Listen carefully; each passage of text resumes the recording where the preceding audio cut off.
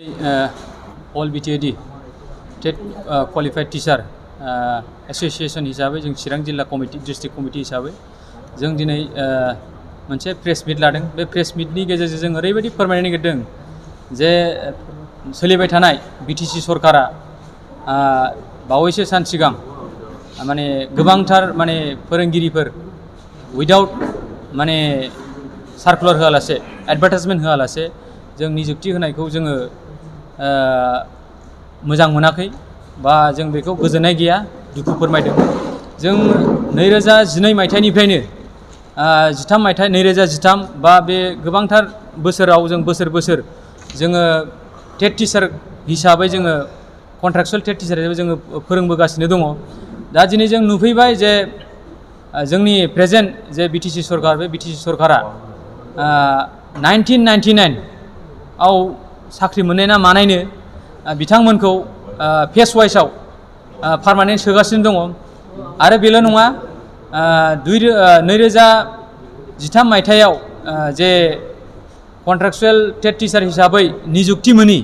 माखासे मेरिट लिस्टआव थालांनाय, जायखौ बै समाव बिटिसि सरकारा 6 मान्थ मोनसे नामाकरन होनानै बिथांमोनजों 8000 बा माबा मोनसे सेलारि होनानै बिथांमोना मोनसे प्रक्रिया स्टार्ट खालामदोंमोन। दा बै बिथांमोनाबो फैयै 2019 मायथाइयाव बा 2017 मायथाइयाव बिथांमोना कन्ट्राक्चुअल टेट टिचार हिसाबै माखासेया बहाय निजुक्ति लानो हादोंमोन बा साख्रि लानो हादोंमोन। आरो बिनिनो माखासेया थालांदोंमोन, मेरिट लिस्टआव थालांनाय माखासे थालांदोंमोन। दा बे थालांनायफोरखौ नै दाख्लै 28 जे मार्च 2023 बहाय मा खालामदों, डाइरेक्ट बिटिसि सरकारा बिथांमोनखौ डाइरेक्ट पार्मानेन्ट साख्रि होनानै बिथांमोनखौ लादों, एबजर्ब खालामदों। दा बहाय जों दुखु मोनदों। मानो दुखु मोनदों होनबा जोङो 2012 मायथाइनिफ्रायनो बा 2013 मायथाइनिफ्रायनो जोङो चिरां जिल्ला बा बिभिन्न जोंनि बिटिएडिनि माखासे जिल्लाफ्राव जोङो खामानि मावगासिनो दङ। मोजाङै मोजां जों फरायसालिखौ जों सार्भ खालामगासिनो दं, सेवा खालामगासिनो दं। नाथाय दिनै जों नुफैबाय, जायफोर सेवा खालामदों बिसोरखौ नक्साट खालामनानै जोंखौ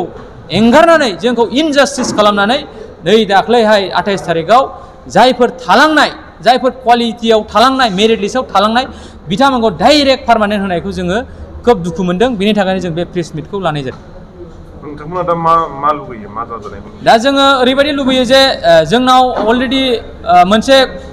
मेरिट लिस्ट होनाय मोनसे एनसिटि नर्म्स मोनसे जोंनाव दङ, जायनि नर्म्सजोंसो जोङो सासे फरायसालिखौ मोजां फरायसालियाव मोजां फोरोंगिरि थिसननो हायो, जों बेखौ मिथिगौ। बा सरकारनिबो बे मोनसे गाइडलाइन्स। दा दिनै सरकारानो सरकारनि गाइडलाइन्सखौ दिनै मानियाखै। दा बेवहाय बे खेथ्रआव जोङो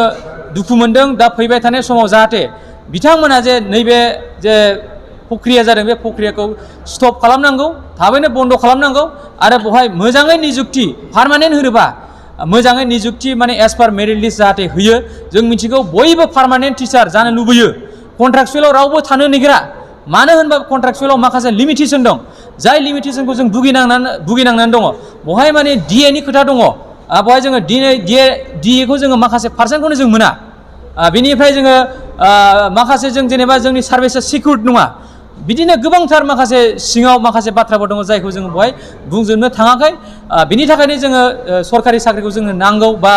बयनोबो नांगौ, बेखौ रावबो बेखौ नाङा होननानै बुंनो हाया। जिहेतु जों मावखाबाय हिसाबै जोंहा एक्सपिरियेन्स दं आरो जों मेरिट लिस्टआव मोनखानाय हिसाबै जोङो जाहाथे फैबाय थानाय समाव सरकारा मोजाङै मोजां जे प्रक्रिया सेलेक्सन प्रक्रिया बेखौ मेरिट लिस्ट एज पार मेरिट लिस्ट जाहाथे बानायो। जों मिथिगौ सिगां समफ्रावबो 2012 मायथाइयाव जोंना मोनसे जायफोर बिथांमोना प्रक्रिया जादोंमोन, मोनसे प्रसेस जादोंमोन। बे प्रसेसआव जों नुदों बेवहाय एज पार मेरिट लिस्ट आरो बेवहाय सिनियरिटि बेसआव एबजर्ब खालामनायखौ जों नुनो मोनबोदों। नाथाय बेबायदि प्रक्रियाखौ नैबे दा सरकारा बेखौ खालामाखै। जों मिथिगौ चिरां जिल्लायाव दिनैसिमबो मात्र मेरिट लिस्टआव 7 टिचारल'। बेवहाय जोंना मोनब्रै मिडियाम दं, एसामिस मिडियाम दं, बर' मिडियाम दं, बेंगलि मिडियाम दं, हिन्दी मिडियाम दं। दा बे मोनब्रै मिडियामाव दिनैसिमाव जों नुदों एज पार मेरिट लिस्टआव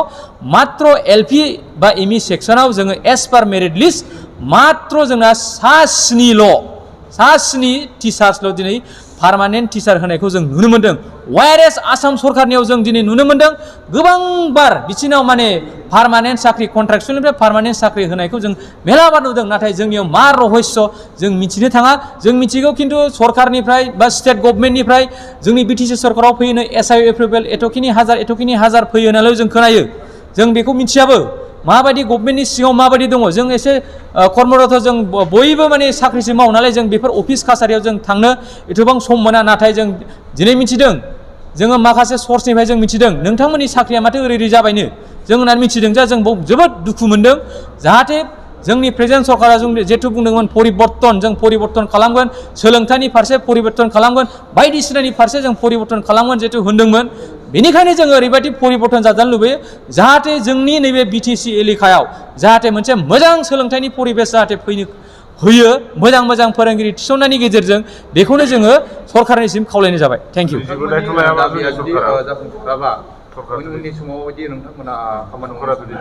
जों दासिमाव जेबो सानथ'वाखै जोङो साननो बेखौनो जोङो साननांगोन जे फैबाय थानायाव जेरै गणतन्त्रिक आन्दलन आरो बेनिफ्राय जों कर्ट कासारियावबो जों थांनांगोन सिगां समावबो जोङो मोनसे समाव जोंनो मोनसे प्रक्रिया जानाय समाव 2005-06 जेब्ला बिथांमोननो प्रक्रिया होदोंमोन बिसोरनाबो एस पार एनसिटि नर्म्सखौ नक्साद खालामनानै बिसोरनोबो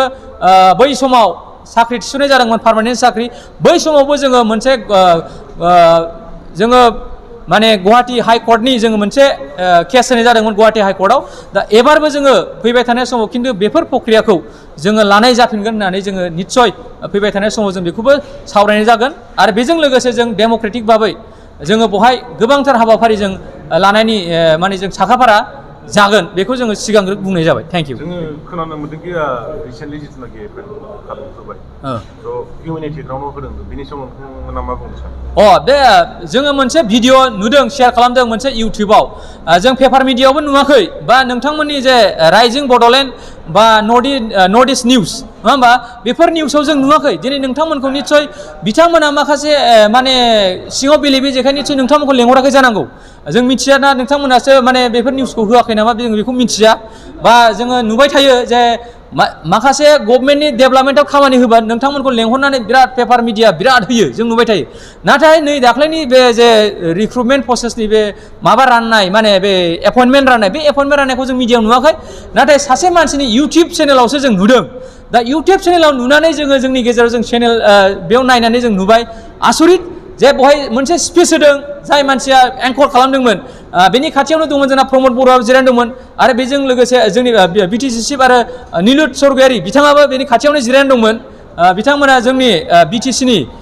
जे बिटिसि खुंथायनि गोहोआव दङ बिथांमोनानो बिटिसिखौ सालायगासिनो दं दा बिथांमोननि खाथियावनो एंकरिंआव ओरैबायदि खालामदों जों एंकरिंआव खोनादों जे बिथांमोनखौ हिउमेनिटि बेकग्राउन्डआव जों साख्रिखौ होनाय जागोन ओरैबायदि होनदों सोरनाबा 2 बोसोर साख्रि दंनो सोरनाबा 4 बोसोर साख्रि दंनो सोरनाबा 5 बोसोर साख्रि दंनो बेबायदि होननानै बिथांमोना हिउमेनिटि बेकग्राउन्डआव साख्रिखौ होदों होननानै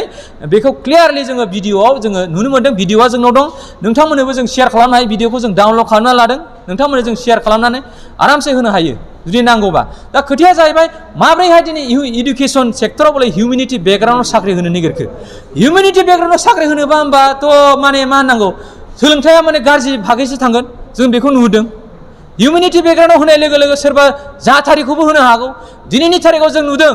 फैबाय थानाय जे सेसन एज पार निउ इडुकेसन पलिसि 2020 बा नेशनेल इडुकेसन पलिसि जायखौ होनदों दा निउ इडुकेसन पलिसि खिन्थु बेखौ नेशनेल इडुकेसन पलिसि 2020 बा नेशनेल इडुकेसन पलिसि 2020 मथे जों नुनो थांगासिनो जे क्लास 6निफ्राय एबारनिफ्राय मेथ्स आरो साइन्सआ इंलिश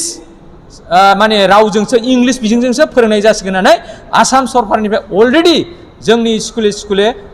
लेखा बिजाब दिनैहाय हरनो आराम्भ जाबाय दा बे बेलायाव बोरै हिउमेनिटि बेकग्राउन्डआव क्वालिफाइड जुदि टिचार जाया एनसिटि नर्म्स जुदि माने गैयागालानो बोरैहाय टिचार हरनो सिगांखो बेखौसो जोङो सिन्था जादों हिउमेनिटि बेकग्राउन्डआव जुदि हरोबा जोंनि गरिब गुन्द्रानि फिसाफोर फरायनाय बे गभर्नमेन्ट स्कुला मा जागोन बहाय जुदि जोङो गभर्नमेन्ट स्कुलनि गथ'फ्रा जुदि मोजां सोलोंथाइ लानांगौना माबोरैहाय साख्रि लानो हागोन माबोरैहाय आसामनि माखासे साख्रिफोराव बोरै कम्पिट खालामनो हागोन माबोरैहाय नेशनेल लेभेलनि साख्रियाव बोरै कम्पिट खालामनांगोन बेखौ साननो लगैया जोंनि बिटिसिनि दैदेनगिरिफ्रा बा बिटिसिनि लिडारफ्रा बेखौ साननो लगैया खुब जरुरि होननानै जों सानो आरो बेजोंनो फोरमायहरो जों बिदिब्ला नोंथांमोना जायफ्रा रिसेन्टलि एपइन्टमेन्ट मोनदों बिसोरनि थाखाय हेंथा नामा जायफोर एपइन्टमेन्ट मोनदों बिसोरनि थाखाय हेंथा नङा दा बहाय जुदि माबा मोनसे क्वालिटिजों जुदि होदोंबा जों खुनु हेंथा गैया खिन्थु साख्रि मोननांगौ बयबो राइट आनएमप्लयमेन्टआ बारायगासिनो दं साख्रि मोननांगौ बेखौ राइट नाथाय जों बिसोरनि एगेन्स्टै जों खुनु हेंथा गैया हेंथाया जाबाय जोंना प्रसेस आरो जोंखौ बोरै नक्साद खालामनानै बोरै बिथांमोना साख्रि होगो बेवहायसो जोंहा हेंथा जों सोरनिबा साख्रि मोननायखौ जों रावबो हेंथा गैया जोंनि टिचारा रावबो हेंथा होफेराखै सोरबा साख्रि मोननायखौ नाथाय जोंखौ नक्साद जोंखौ नासयनानै जे जों जे मेरिट लिस्टआव जे जोङो दंमोन बै समाव मेरिट लिस्टआव मोननायखायसो जों दिनै कन्ट्राक्चुएल दा जोंबो कन्ट्राक्चुएल बा बिसोरखौबो कन्ट्राक्चुएलाव लानांगौमोन माबोरै बिसोरखौ डाइरेक्ट पारमानेन्ट होगो बेवहाय जोंहा गोसोआ दुखु जादों जोंनि बिखाया गावदों बेखिनि